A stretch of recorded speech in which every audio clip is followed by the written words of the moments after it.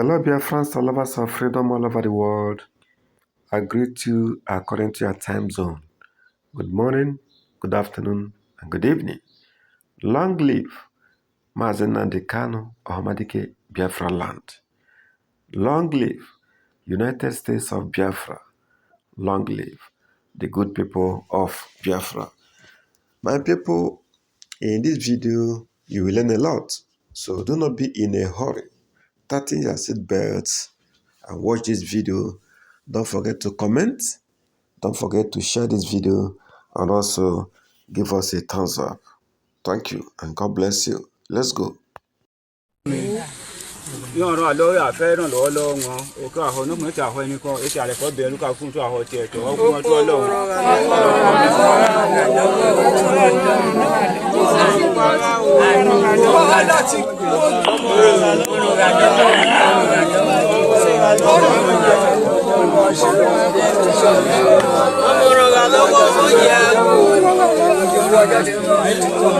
Greetings, my wonderful people. Welcome back again to Queen Capon Media.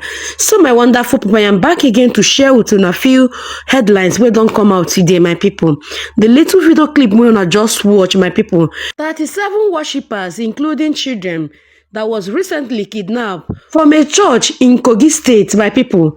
The kidnapper, the bandit, they have demanded 600 million naira ransom, my people. That is what they are demanding. So right now, the kidnappers, the bandit, the terrorists, they have decided to make a video of them, then posted it online. So this is interpretation of what they were saying, my people. They said, adopted ACWA church worshippers, including children, distressed in bandit captivity.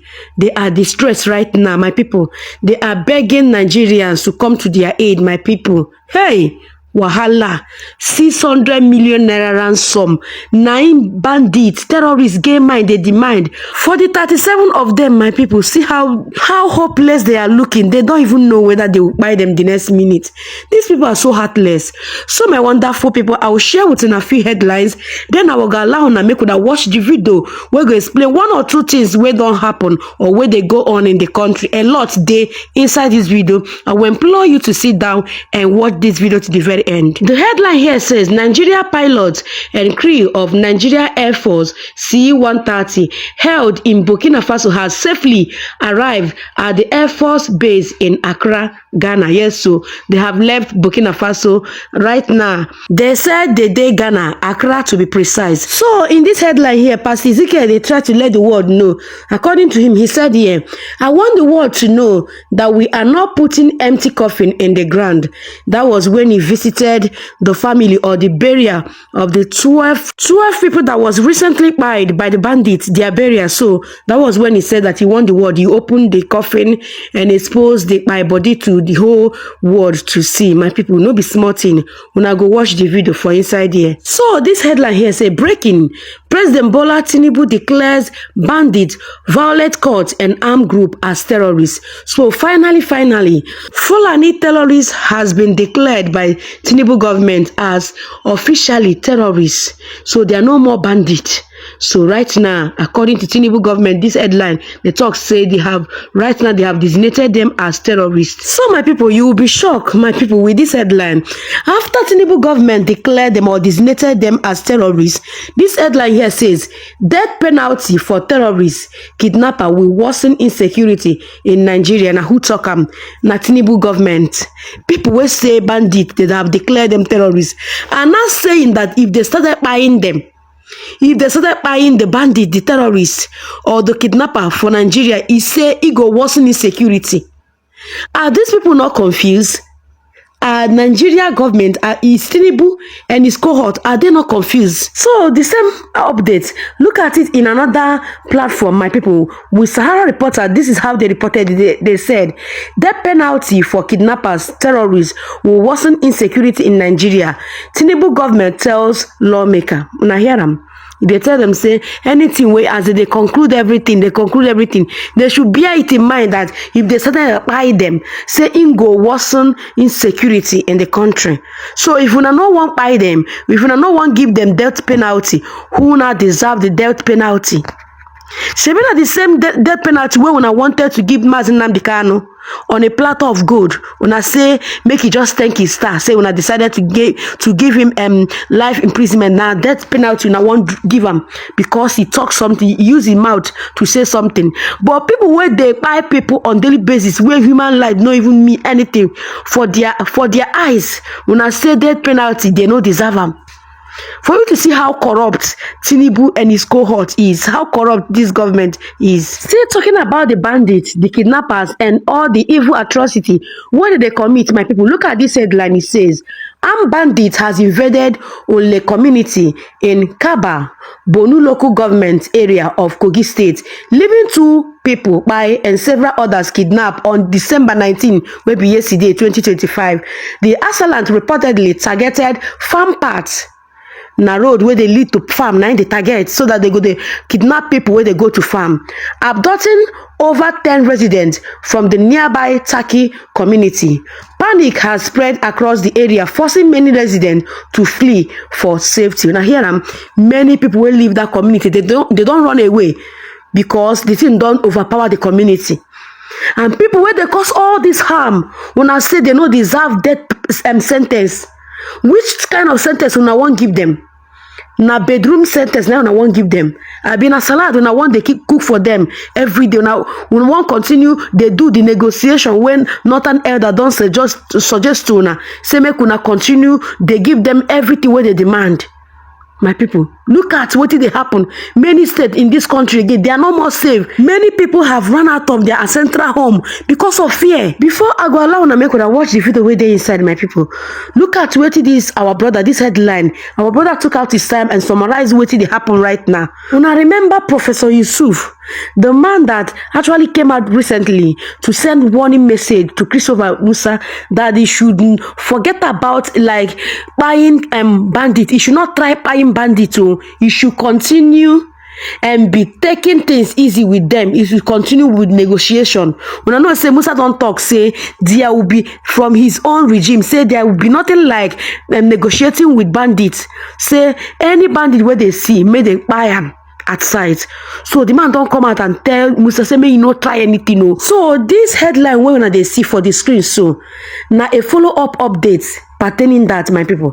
Look at what it is about that talk. He said northern political leaders has begun attacking the Minister of Defense Christopher Musa over plans to launch a full military offensive against Fulani terrorists. Say Musa won't launch a heavy attack on terrorists. So northern political leaders have begun to attack Minister of Defense Christopher Musa over that is plan. So this is what they are saying. They are now arguing that dialogue, not military action, should be pursued. This once again highlights how some northern politicians appear to shield these terrorists, giving them room to regroup. My people, not be only to regroup and advance their jihadist agenda. Una hear am? Say now then they give them the room, now then they give them the wing to fly, to be doing any harm in the country, so that they can be able to carry out their jihadist plan against Nigeria. So my wonderful people, I will allow una right now to watch this video that I'm about to play, so that we're gonna go know what they currently they go on. And also this video where when I want to watch right now go explain many of these particular headline where I just read now. Watch the video and drop your opinion. Don't forget it's important to like and share.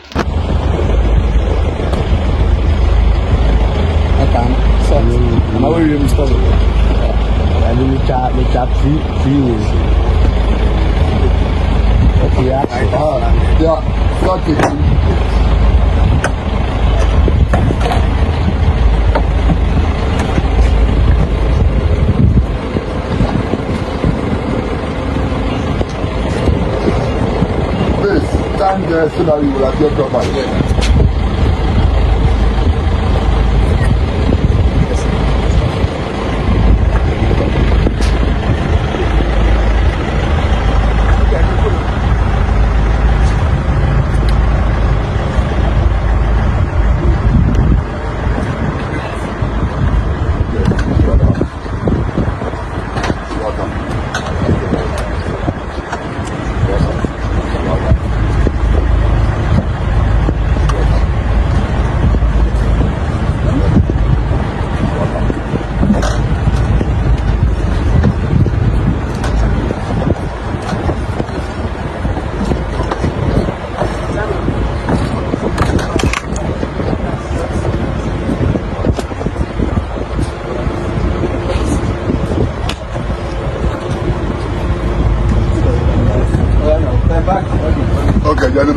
We have a horrific update to share with you from Nigeria that would suggest not only is the genocide against Christians not slowing down, it's escalating. Well, Director of Equipping the Persecuted, Judd Saul, joins us now. Judd, what can you tell us?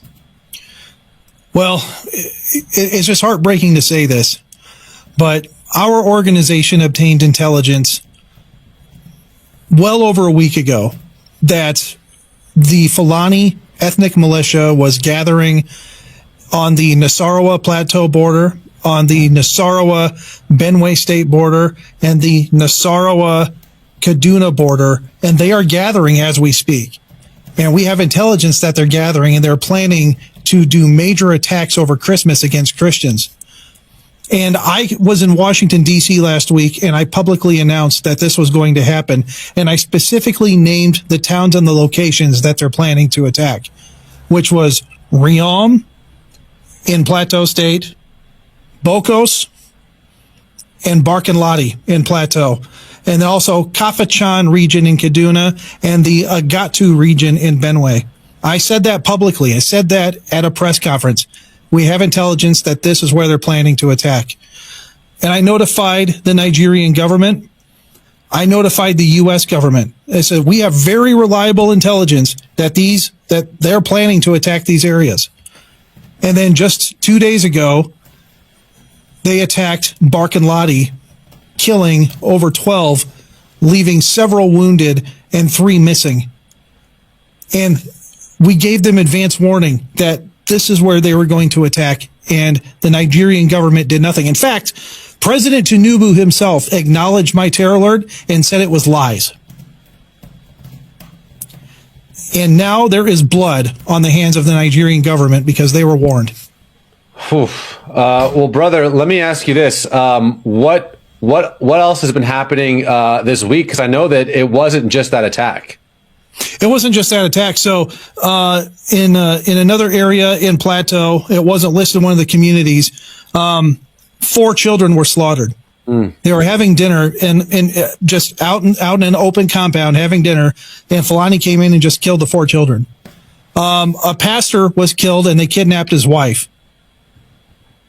And then they killed 2 other farmers along the way during this attack. So right now, over 20 Christians have been killed in just the last 6 days, leading up to Christmas. And the attacks are going to continue and get worse because our intelligence says they're gathering, they're massing up, they're planning to kill a lot more during this Christmas season.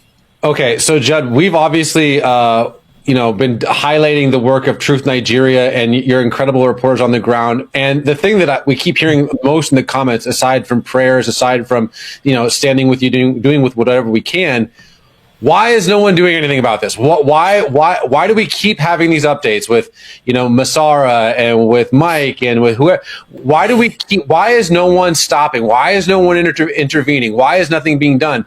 And these comments are like, CBN, do something. I don't know, and I'm like, I don't know what to do. I'm in San Diego. I just got a microphone here. And so people are obviously, and probably no one more than you, unimaginably frustrated when we just see the massacre of Christians in Nigeria, and no one's doing anything. So like, Judd, as someone who probably not many people on planet Earth are more involved, more plugged in, more aware of what's happening right now than you. So why is no one doing anything? As an organization at Equipping the Persecuted, we're doing everything we can do. Unfortunately, within legal capacity, all we can do is respond.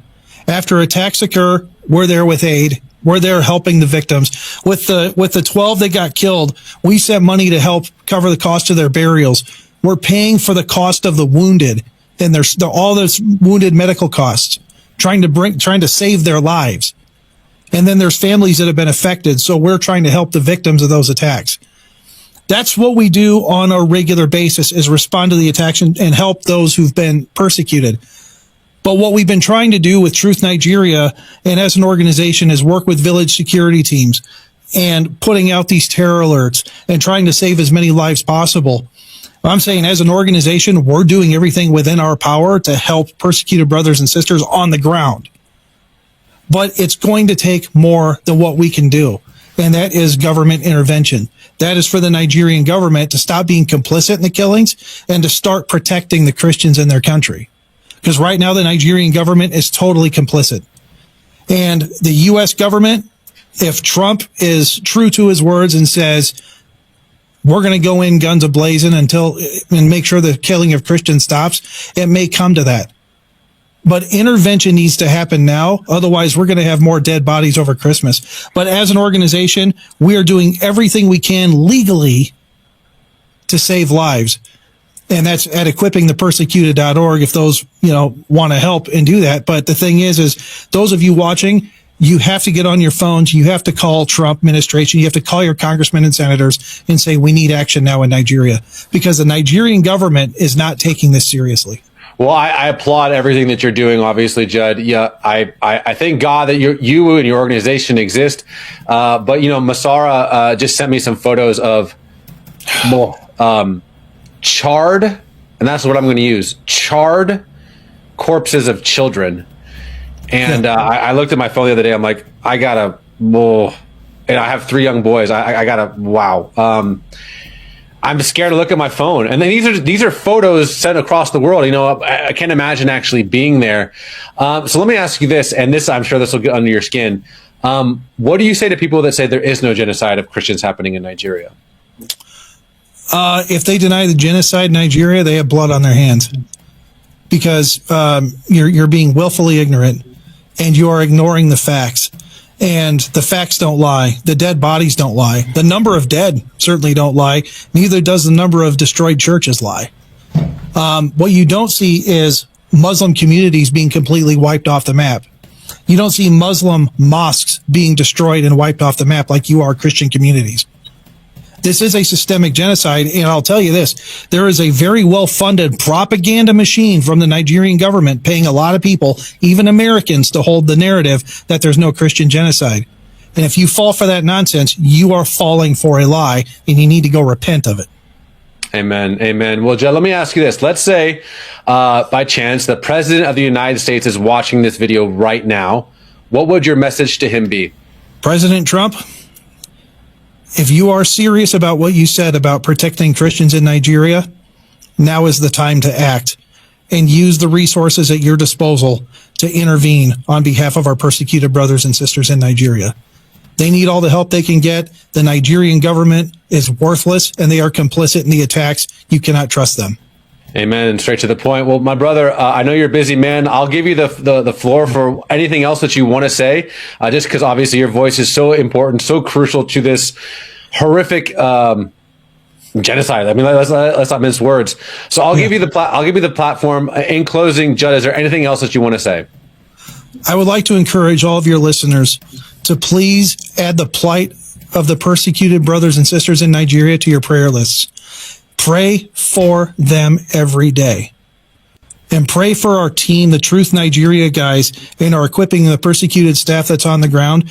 Pray for their safety as they go into very dangerous territory to bring relief to our persecuted brothers and sisters.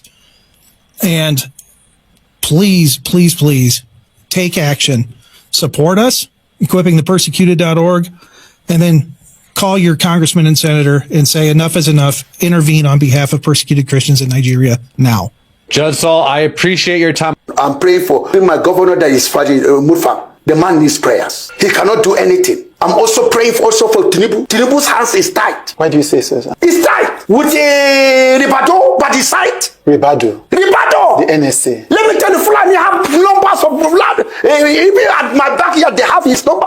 Ribado is saying that he's advising on security matters. Have you seen the problem subsiding? Always on increase. He's a failure in that office. Why would they keep him? Keep a failure in that office? Who's somebody who cannot stop killing? If he say he's a Muslim, why did he allow Muslim to be killed? He's not a person that is capable of that office. He's a fanatic. And Shetima too. Shetima should be removed from that office. And that's the truth. That's the VP. Not the VP. What advice is he giving to Tinubu? Okay, prove me wrong. Let Tinubu summons Ripato and Shetima and give them order. They should communicate with the head of securities in Nigeria. They should give a marching order into the bush. Let us see whether they will give that order. with Sheikh Gumi, will fight them. Because they are his children in the bush. That's where they have made Nigerian account to become an ATM, collecting money. Nigerians, so I want to give you updates on the Tanko Bulus Barnabas case. This warrant officer who was arrested in 2021 for, according to reports, for training Christians on how to defend themselves against these terrorists. You know, understand? That was the alleged story, you get. So I say make I bring you now make I give you an update on the story, because recently I posted the story and just with his picture, and you know, I was asking Nigerians like we need to make this thing go viral, and calling on people to, like, you know, pray for him and other things. So today I want to give you updates, and also I want to beg the Nigeria government, the authorities, to look into this case once again. And I'm also calling on the international body to look into this case, because I was opportune to be there today to visit him in the prison, like correctional center where he's been held, so in Plateau State. And also this morning I was also opportune to speak with his daughter Diana Tanko, and also his immediate younger brother. So I want to give you guys the statement, like, you know, make I give you details on what's going on. That's why I'm here to beg the Nigerian government, please look into this matter once again. Please and please look into it. And the international body, please and please, I'm calling on all of you to look into this thing. Nigeria, please, I'm begging on you guys once again to share this video. Please, at least let's have 10,000 shares. The last time I begged Nigerians for this number of shares, you guys gave me more than. So please give me more than these shares. At least let's have 10,000 shares. So let me give you the statement on this Mr. Bulus Barnabas Tanko. So the statement on this, on the arrest, detention, and continual incarceration of warrant officer Tanko Barnabas, Nigerian Air Force. So this statement is issued to bring public, governmental, and international attention to the prolonged detention and alleged injustice suffered by warrant officer Tanko Barnabas of the Nigerian Air Force and the Chief Executive Officer of Khan Brigade. The Khan Brigade there means Christian Association of Nigeria Brigade. Now, let me take you through the background and reason of arrest. Reason for arrest, sorry. So, warrant officer Tanko Barnabas Bulus was arrested on 21st September 2021 following his involvement in educating and training Christians community and churches on basic self-defense measures. These teachings were aimed at churches protecting themselves against repeated attacks by terror groups, which had resulted in killings, destruction of churches, and loss of innocent life. His actions were purely defensive and community protective in nature, intended to safeguard worshippers and not to promote violence or illegal activity. However, following his arrest, a locally made pistol was allegedly tagged to him, claiming it was found in his possession. He maintained that the weapon was planted to implicate him, and no credible evidence or witness has been produced to substantiate the allegation. Yeah, no credible evidence have been produced so far, although they claim that a weapon was found on him, but that's, you know what they can do. But let me continue. Now, sequence of detention and alleged abuse. 1. Immediately after his arrest, he was taken to STF guard room in Jos, where he was allegedly tortured and subjected to electric shocks. 2. He was later transferred to Abuja, where he was allegedly chained by both hands and legs and kept underground for approximately 3 months under inhuman conditions. It's also giving credence to what is happening. Recently now, the Americans, have also banned Nigerians from coming to their country. And it's a step away from totally designating Nigeria as a country of, a terrorist nation. And that would be very terrible for us. Different categories of visas to Nigeria, even though they already have visas. The issue now is that they might even have to cut it back. If you had 5 years visa, they may decide to make it 1 year or 6 months or thereabout.